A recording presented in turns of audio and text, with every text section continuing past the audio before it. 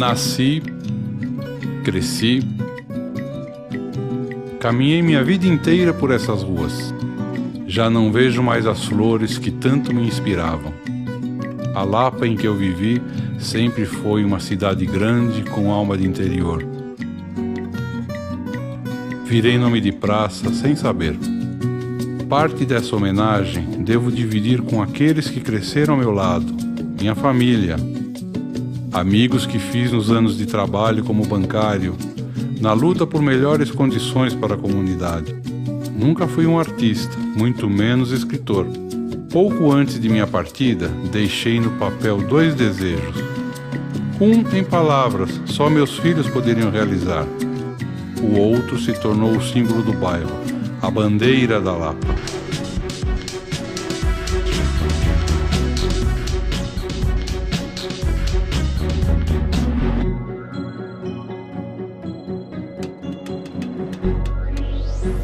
A poeira do progresso acompanha a Lapa desde o nascimento do bairro. Aqui, no encontro entre os rios Pinheiros e Tietê, este pedaço de mundo era conhecido pelos índios como o lugar por onde se passava. Da Ponte dos Remédios até o centro da Vila de São Paulo eram 10 quilômetros, conhecidos como Caminho de Jundiaí ou ainda Carreador da Lapa. Remexendo documentos da fundação da cidade encontrados na biblioteca do pátio do colégio, Barros Lima mudou 200 anos de história. Em 1994, a Lapa passou a ter, em vez de 246, 404 anos. Tudo porque nasceu para proteger a vila de uma invasão indígena. No dizer de Teodoro Sampaio, seriam 200 mil arcos, o que se entende 200 mil índios, contra 140 casas que existiam na Vila de São Paulo. Ia ser uma violência terrível. Então, imediatamente, a Câmara decidiu construir aqui nesse ponto, que é onde o rio se afunila, uma fortaleza e tranqueira. Tranqueira no sentido de impedir a passagem mesmo, chamada Tranqueira do Emboaçava. Construída essa fortaleza, durante 6 anos impediu-se que os índios fizesse esse ataque. Então pode-se dizer que os sentinelas do forte, que foram os primeiros lapianos, Eram tempos de uma Lapa miúda, com apenas 5 casas e 31 habitantes. Ninguém sabia explicar por que o bairro chamava-se Lapa.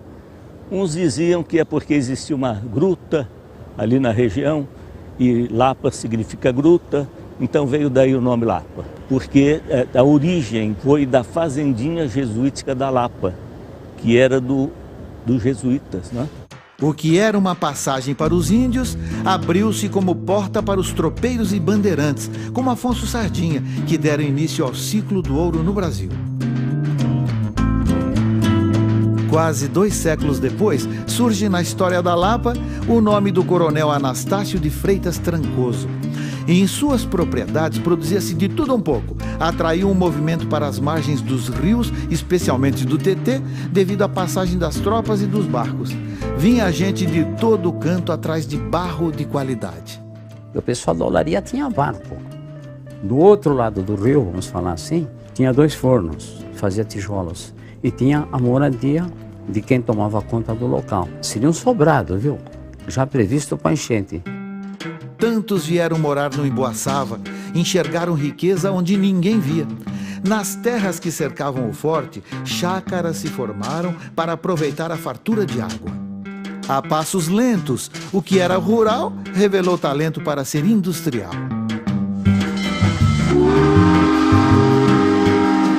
Era o apogeu da economia cafeeira.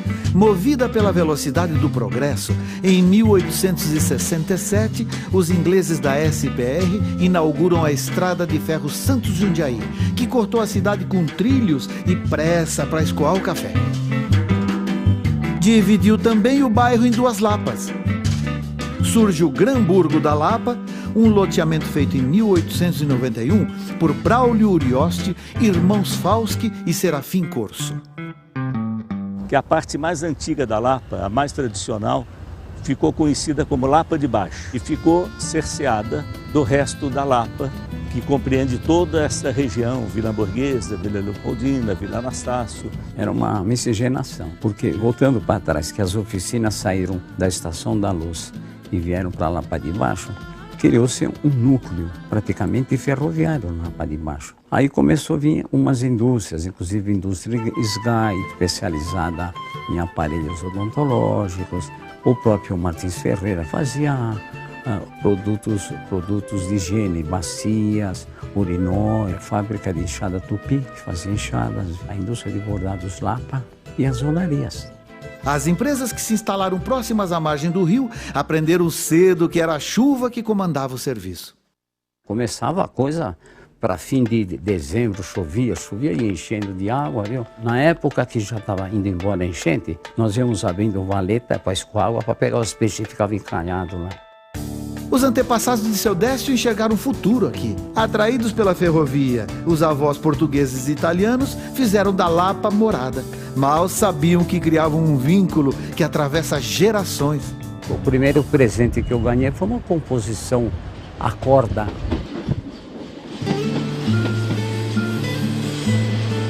É quase uma esquina do mundo. Para mim, a Lapa é a capital do mundo. Nós éramos uma irmandade.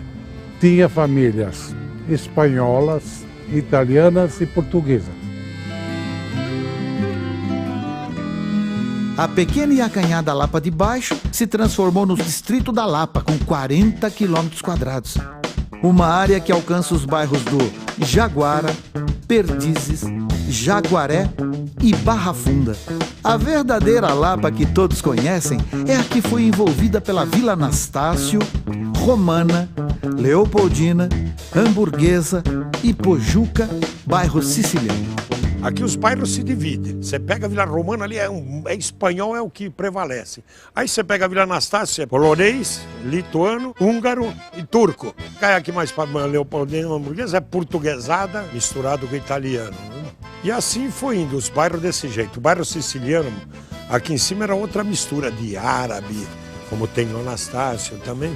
E isso criou-se na época essa necessidade da formação do lapiano. Então o lapiano nasceu de tudo. Os portugueses trabalhavam tudo na manutenção das estradas de ferro. Era uma coisa dividida. Os espanhóis eram na Santa Marina. E os italianos, além do comércio, padaria, armazéns, açougue, né? Eu sofri um bocado na escola, viu? Porque a gente enrolava a língua, a gente misturava o italiano com o espanhol, com o português, viu? A Vila Anastácio recebeu poloneses, húngaros, russos, lituanos que fugiram das agruras da guerra. Para que as origens fossem mantidas além-mar, a União fez a força. Nasceu na Lapa uma escola só para lituanos. Então alugaram um prédio, uma casa aqui mesmo primeiro, né? Para isso, das crianças, 25 alunos mais ou menos. Houve muita colaboração deles. E aí então eles ganharam uma parte desse terreno, uma sede própria. E começaram a trabalhar. E o consulado lituano comprou uma outra parte, deu de presente, então ficou completo, né? Para os lapianos, as primeiras aulas começaram no final do século XIX. E como tudo no bairro tem que ter tradição, as escolas não fogem à regra.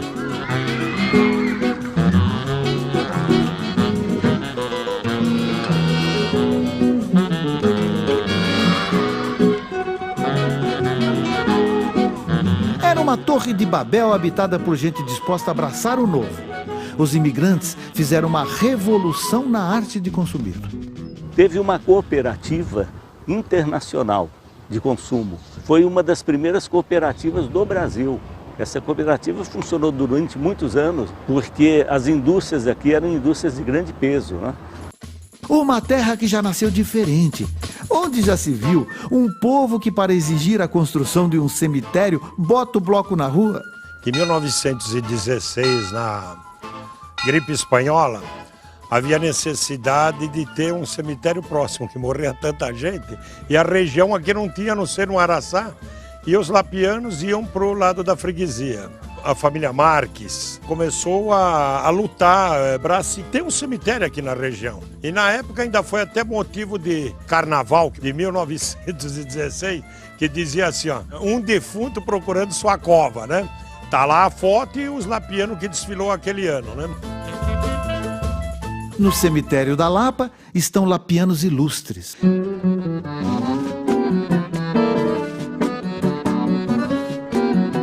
Em cada pedaço da Lapa de hoje, vestígios de famílias inteiras que ajudaram a erguer o bairro.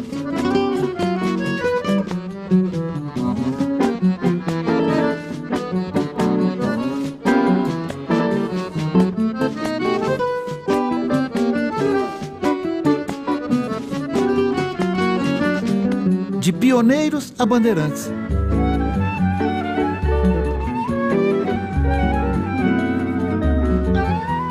Em uma das esquinas mais famosas da Lapa começou a saga de uma família, no bar dos Esbrigue, parada para comer e abastecer na bomba de gasolina. Bem pertinho dali, exatamente na rua Martim Tenório, número 31, imagens amareladas pelo tempo foram gravadas da janela do consultório de um casal de médicos pioneiro do bairro. O lapiano com pinta de galã casou-se com uma gaúcha educada na França. Berta aceitou ser esbrigue. Além do amor, uniram-se pela medicina. Nós éramos tudo, clínico geral e pequena cirurgia. Nós fomos nos especializar em 50, 52 como ginecologista e obstetra, os dois. Né? No registro raro, bondes e o glamour da época. O primeiro bonde, por exemplo, que circulou, veio para Lapa. Esse vinha da cidade, esse primeiro. Depois nós tínhamos um que vinha da cidade até o centro da Lapa e outro que chamava-se bonde Anastácio, que vinha do centro da Lapa até em frente ao frigorífico Armour. Ele atravessava por uma ponte de madeira, atravessava o rio Tietê. O bonde era 200 reais. Eu tinha um bonde com um vagãozinho atrás, chamava cara dura, era um tostão, 100 reais. De manhã o bonde parava, ela dava café com leite pro motorista. Ele conhecia as pessoas que iam. E se a pessoa estava atrasada, em geral ele esperava um pouco. Os anos passaram e o costume continua o mesmo. O pessoal aqui dessa linha, o pessoal mais antigo, né? A gente conhece todo mundo conhece a gente. A linha que cruza até o Alto da Lapa transporta pessoas a um bairro que nasceu com cara e nome de cidade, City Lapa. Quando a City fez o loteamento, ela fez 2 loteamentos no mesmo padrão, um ligado ao outro, que era o Alto da Lapa e a Bela Aliança. Posteriormente, chamam aqui de City Lapa. Foram todos loteamentos da década de 20. Eu acho até que a companhia City escolheu esta região porque os ingleses estavam investindo muito aqui no Brasil. A São Paulo Railway tinha os seus escritórios centrais aqui na Lapa. É até interessante, porque os tijolos vieram de Londres. Toda manhã nós tínhamos as cabras que vinham e paravam em frente das casas. Eu fui criada a leite de cabra. A família de seu Romanas e Dona Lia vieram do leste europeu buscar a paz no Brasil e encontraram na Lapa. O lapiano é muito assim, amizade. É muito de conversar, sorridente, é diferente de bairros por aí que o indivíduo se cumprimenta e ele nem olha, né?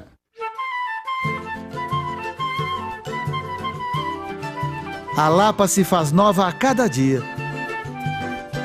Cultiva a religiosidade ao mesmo tempo em que alimenta o progresso.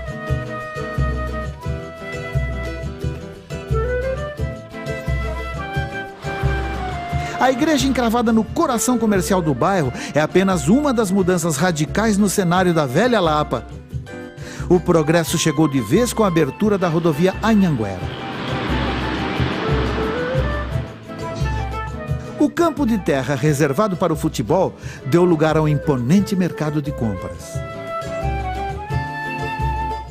Graças a Deus o mercado sempre foi um ponto de passagem. Você tem 2 linhas de trem e antigamente você tinha um sistema de viário em volta, ao redor do mercado só de ônibus. Então praticamente a concentração era todinha na Lapa, onde a população obrigatoriamente teria que passar por dentro do mercado. Era a maior feira livre da capital, sustento da família de seu Manuel. Da feira, a banca foi para o mercado, logo no dia da inauguração. No dia que mataram o Getúlio, como é que foi especial? O mercado abriu com meia porta só. O mercado abriu de luto.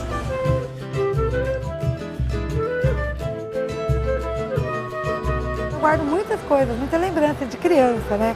Eu brincava de carrinho aqui, eu brincava de boneca aqui.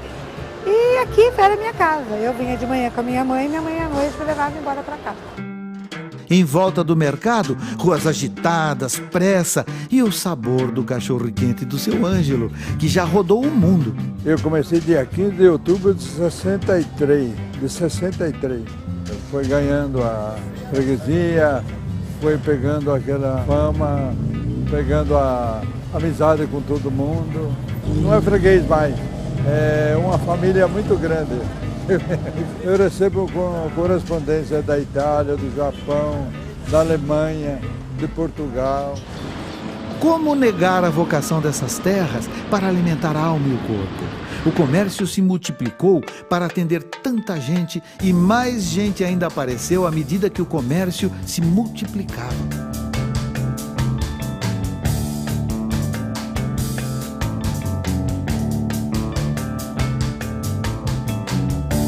Casas com jardins não poderiam sozinhas abrigar um batalhão de famílias.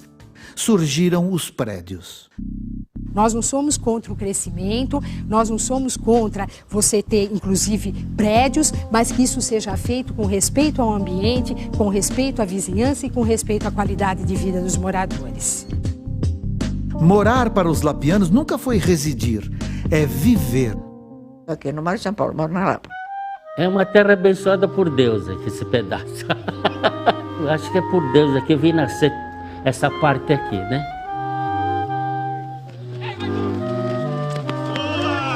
No começo, lazer era bater bola, na várzea. Aqui nós tínhamos campos de todo lado, onde é o Ceasa, pelo menos, tínhamos 10 campos de futebol. Na Lapa mesmo, Lapianinho, União Alto da Lapa, Domingo Sávio, você tinha o Botafogo da Leopoldina, João Tibiriçaio, União Recreativa Bela Aliança, fundada em 1928, 11 de maio, fundada em 1947. Na história do Corinthians, eles narram que em 1910 o primeiro jogo do Corinthians foi feito aqui, com União Lapa, que depois virou Lapianinho, né?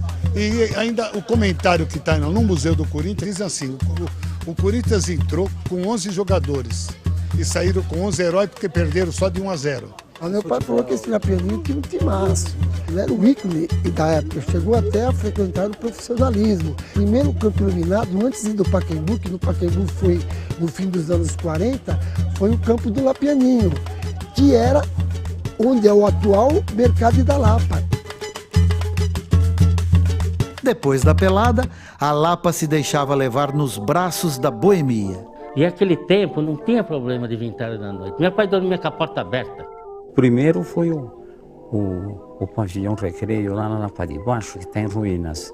Ele foi fundado, se não me engano, em 1902. Mas nessa altura, ele era um ponto de encontro, ele não era um cinema ainda. Ele era um teatro. Padaria Cristal na esquina da Cincinnati. Chiquérrimo, aquilo lá era Europa. Era Europa, perfeito. Do outro lado tinha o Bar Medalha. Era tão famosa aquela sorveteria que o pessoal vinha da cidade tomar espumone, sabe? Aqueles tipos de sorvetes sofisticados mesmo, sabe? Os pés que desfilavam pelo centro da Lapa também rodopiavam ao som das valsas da União Fraterna.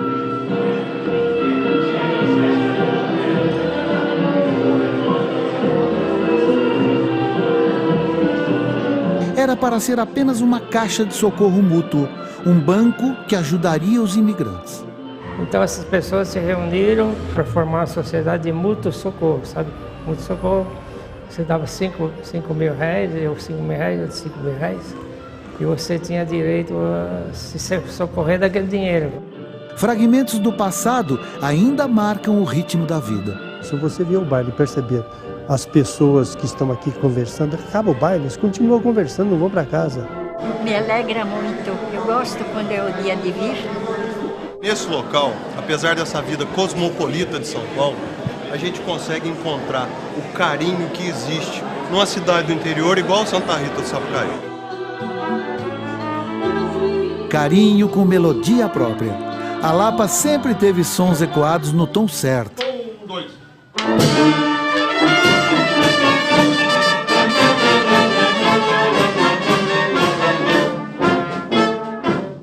A banda operária dava o tom das festas paulistanas. No passar dos anos, só o nome mudou. A Corporação Musical Lira da Lapa foi rebatizada Corporação Musical Operária da Lapa por causa da ferrovia. Com a proclamação da República em 1889, novo nome, Banda 15 de Novembro da Lapa, e novos problemas. A primeira apresentação que a banda fez com esse nome, 15 de Novembro, diz a história que a banda acabou encontrando com alguns monarquistas, quebrou o maior pau por causa disso daí. Como o povo da Lapa gostava da banda, e os funcionários começaram a trabalhar lá na Estrada de Ferro, então operários da Estrada de Ferro, a banda passou a ser Corporação Musical Operária da Lapa, e o nome conserva até hoje. A sede da banda é a mesma, foi doada por seu Nicola Festa. Quem precisava, ele sempre estava ajudando, sempre de portas abertas, acolhia todo mundo na casa dele, ajudava financeiramente. Ele era assim, dessa forma. Gostava muito de passear com a banda na Lapa. Seu Nicola organizava festas religiosas, cultuava o gosto pelas belas canções. E se surgisse o dedilhado no acordeon, melhor ainda.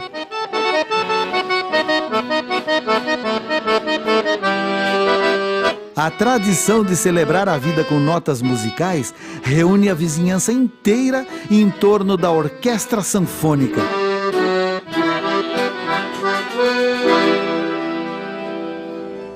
Clássicos do cancioneiro popular abrem o repertório do grupo criado em 1947. Dona Elvira botou a orquestra no mundo para a filha Renata cuidar. E daí ela montou a escola na Barão de Jundiaí, que tinha um conservatório musical da Lapa, né?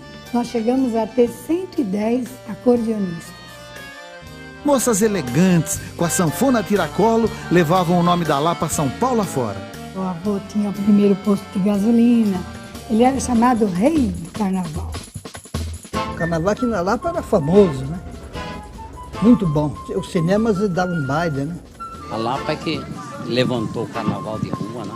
O desfile mesmo era na rua 12 de outubro. Saíam da Lapa de baixo, subiam. Daqui é que foram para Tiradentes. O pessoal antigo sabe disso, saiu da Lapa, viu? O ritmo da Lapa é o ritmo das Américas. Cada nota é dedicada a celebrar a harmonia de um amor em letra e música. Eu sou a Lapa de Encantos Mil. Honro São Paulo, honro o Brasil. Ontem fui grande, hoje maior. E no futuro ainda melhor. A Lapa tem hino, obra composta pela poetisa Adélia Ferreira. Em cada esquina há uma fascinante sinfonia, é só apurar os ouvidos. O vai e vem dos trens, a valsa das orquestras, o esquentar dos tamborins. Qual será o som da Lapa? São todos.